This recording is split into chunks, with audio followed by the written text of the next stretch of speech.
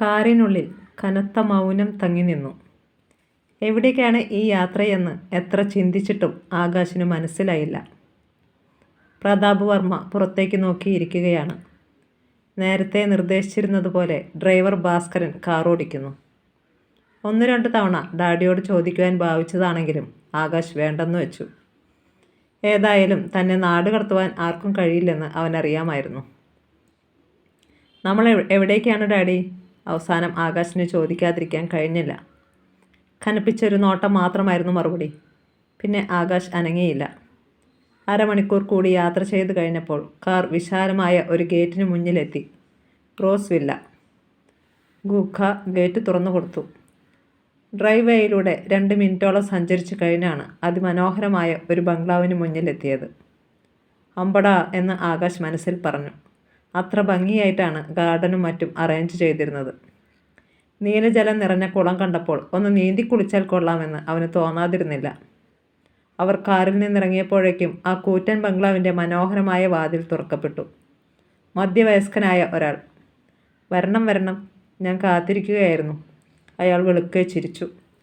സ്വർണം കെട്ടിയ അയാളുടെ പല്ലുകൾ ആകാശ് കണ്ടു.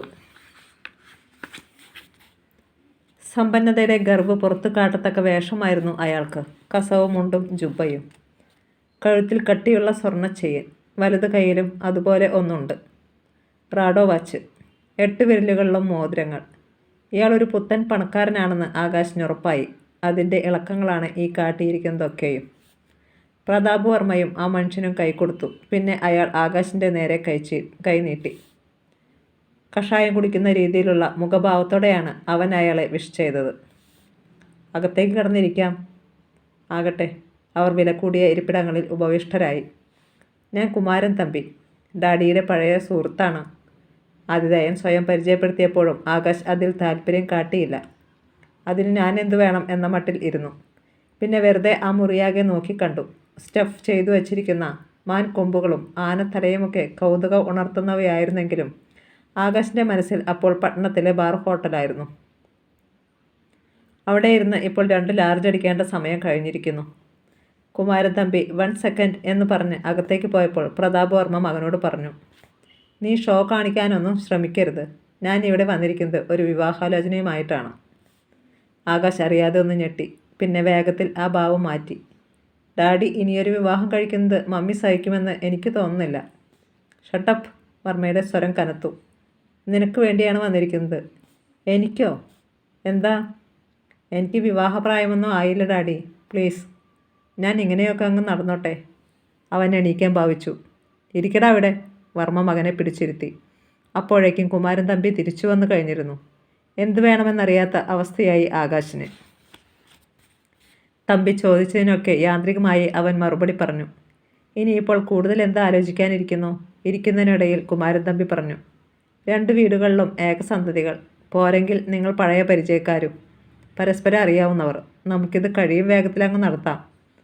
അതുതന്നെയാ എനിക്കും പറയാനുള്ളത്, പ്രതാപ് വർമ്മയും പറഞ്ഞു. ഇതേ ചിന്താഗതിക്കാരൻ തന്നെ ഞാനും, കുമാരൻ തമ്പി കൂട്ടിച്ചേർത്തു. വന്നാൽ പിന്നെ അതിൻ്റെ ബാക്കിയെന്ന് ആഘോഷം ഓർത്തു. ഇവിടെ വരെ വന്ന സ്ഥിതിക്ക് ചരക്കിനെ ഒന്ന് കണ്ടുകളയാം. പറ്റിയാൽ ഈ കെയർ ഓഫിൽ ഒന്ന് വളച്ചു നോക്കാം. സർവാഭരണ വിഭൂഷിതയായ ഒരു സ്ത്രീ വാതിൽക്കൽ തല കാണിച്ചു. അനന്തരം സിനിമാസ്കോപ്പ് മോഡലിൽ ഒരു ചിരി പാസാക്കി. ഇതാരപ്പാ എന്ന് ആകാശ് മനസ്സിൽ ഓർത്തപ്പോഴേക്കും തമ്പി പറഞ്ഞു, എൻ്റെ ഭാര്യ നളിനാക്ഷി. 100 കിലോ വരുന്ന തൻ്റെ ശരീരഭാഗം ഇളക്കിക്കൊണ്ട് അവർ ക്ഷണിച്ചു. കാപ്പി കുടിക്കാൻ വരൂ. എന്താ ചായക്കടയാണോ എന്ന് ചോദിക്കാൻ ആകാശിൻ്റെ നാവ് അനങ്ങിയതാണ്. എല്ലാവരും എണീറ്റ് അകത്തേക്ക് നടന്നു. വിശാലമായ ഡൈനിങ് റൂം. വിഭവസമൃദ്ധമായ കാപ്പി. അവർ ടേബിളിന് മുന്നിലിരുന്നു. നളിനാക്ഷി അകത്തേക്ക് വലിഞ്ഞു. നിമിഷങ്ങൾക്കുള്ളിൽ കൊലുസുകളുടെ കിലുക്കം അടുത്തു വന്നു. ആകാശ് മെല്ലെ മുഖമുയർത്തി. അവളുടെ പാദം മുതൽ മുകളിലേക്ക് കണ്ണുകൾ നീങ്ങുന്നു. കോലാപ്പുരി ചെരുപ്പ്, സ്വർണ്ണ പാദസരം, ചുവന്ന പട്ടുസാരി, പാദങ്ങൾക്ക് വെണ്ണ നിറം. ജഗദീഷിൻ്റെ ഒരു സ്ഥിരം ഡയലോഗ് അവൻ്റെ മനസ്സിൽ തെളിഞ്ഞു.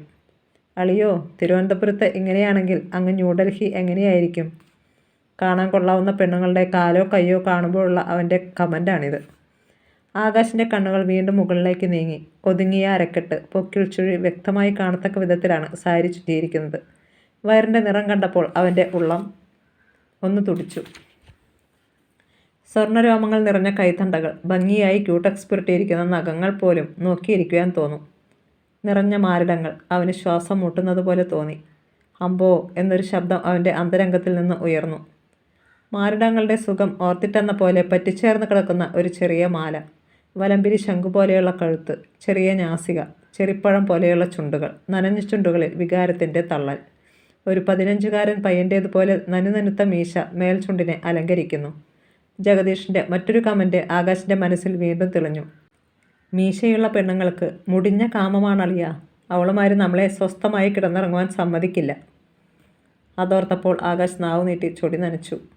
എന്നാൽ ആ പെൺകുട്ടിയുടെ മുഖം പൂർണ്ണമായി കണ്ടതും തൊട്ടുമുന്നിൽ ഫണം വിടർത്തിയാടുന്ന ഒരു സർപ്പത്തെ കണ്ടിട്ടെന്ന വണ്ണം അവൻ്റെ ഉള്ളം കിടുങ്ങിപ്പോയി. തൻ്റെ കണ്ണിൽ ഇരുട്ട് നിറയുന്നതായും ശരീരം തളരുന്നതായും ആകാശ് അറിഞ്ഞു. ഇവൾ തുലം വ്യത്യസ്തമല്ലായിരുന്നു ആ പെൺകുട്ടിയുടെയും അവസ്ഥ. കോപം കൊണ്ട് അവളുടെ ചുണ്ടുകൾ ഞെരിഞ്ഞമർന്നു. കണ്ണുകളിൽ അഗ്നി എരിഞ്ഞു. വിഷം വമിക്കുവാൻ പാകത്തിൽ നിൽക്കുന്ന ഒരു സ്വർണ്ണ സർപ്പമായി അവൾ. ഈ റാസ്കൽ. ജഗ് പിടിച്ചിരിക്കുന്ന അവളുടെ കൈകൾ വിറച്ചു. സംഭാഷണത്തിൽ മുഴുകിയിരുന്ന മറ്റുള്ളവരാരും ഇതൊന്നും ശ്രദ്ധിച്ചില്ല. ആകാശിൻ്റെ തല കുനിഞ്ഞു. അവളാകട്ടെ ആകാശിൻ്റെ മുഖത്തേക്ക് തന്നെ നോക്കി നിൽക്കുകയാണ്, ഒരു ശില പോലെ. ഈ ജഗ് എടുത്ത് അവൻ്റെ തലയ്ക്കടിച്ചാൽ എന്തെന്ന് വരെ അവൾക്ക് തോന്നാതിരുന്നില്ല. ആകാശ് വിയർത്തു. AC റൂമിൻ്റെ കുളിർമയൊന്നും അവൻ അറിഞ്ഞില്ല. എന്താ രണ്ടുപേരും ഇങ്ങനെ? ഞങ്ങളൊക്കെ ഇവിടെ ഉണ്ടെന്ന് മറന്നുപോയോ? കുമാരൻ തമ്പിയുടെ ശബ്ദമാണ് അവരെ ഉണർത്തിയത്. ആകാശ് പകപ്പോടെ തമ്പിയെ നോക്കി. അയാൾ ചിരിക്കുകയാണ്. കാപ്പി കഴിക്കേ. പക്ഷേ ആകാശിൻ്റെ കൈകളിൽ വിലങ്ങ് വീണിരിക്കുന്നത് പോലെ ഒരു തോന്നൽ അനുഭവപ്പെട്ടു. പെട്ടെന്ന് അവനെ അമ്പരിപ്പിച്ചുകൊണ്ട് അവൾ കാപ്പി കപ്പ് എടുത്ത് അവൻ്റെ നേരെ നീട്ടി. നടുക്കത്തോടെയെങ്കിലും അവന് അത് വാങ്ങാതിരിക്കാൻ കഴിഞ്ഞില്ല. പേര് ചോദിക്കേ, തമ്പി ആകാശിനോട് സ്വകാര്യത്തിൽ പറഞ്ഞു. പേരെന്താ? എന്നും ഓർമ്മയിൽ കാണുന്ന പേരാ എൻ്റേത്. അവൾ ചിരിച്ചു. ഓർമ്മ. തലച്ചോറിനുള്ളിൽ ഒരു ഇടിനാദം. ഓർമ്മ. ഇത് അവളെപ്പോലെയുള്ള മറ്റാരെങ്കിലും ആയിരിക്കണേ എന്നായിരുന്നു മനസ്സിലെ പ്രാർത്ഥന. അതും അസ്ഥാനത്തായിരിക്കുന്നു. ആകാശ് ഒരുവിധേന കാപ്പി കഴിച്ചെന്ന് വരുത്തി. അവൾ അവിടെ തന്നെ നിന്നു. ഇവൾക്ക് അകത്തേക്ക് പോയാൽ എന്തെന്ന് വരെ അവൻ ചിന്തിച്ചു. ഇനി നിങ്ങൾക്ക് എന്തെങ്കിലും സംസാരിക്കണമെങ്കിലാകാം. ആകാശ് വേണ്ടെന്ന് പറയാൻ ആഞ്ഞപ്പോഴേക്കും അവൾ പറഞ്ഞു കഴിഞ്ഞു, സംസാരിക്കണം. എന്നിട്ട് അവൻ്റെ കണ്ണുകളിലേക്ക് വിജയഭാവത്തിൽ നോക്കി. പിന്നെ ഓർമ്മ അകത്തേക്ക് നടന്നു. അവിടെ നിന്നെണീറ്റ് അവളുടെ പിന്നാലെ നടക്കുമ്പോൾ ആകാശിൻ്റെ കണ്ണുകൾ വിറക്കൊണ്ടിരുന്നു. മുഖം വിളറി വെളുത്തിരുന്നു.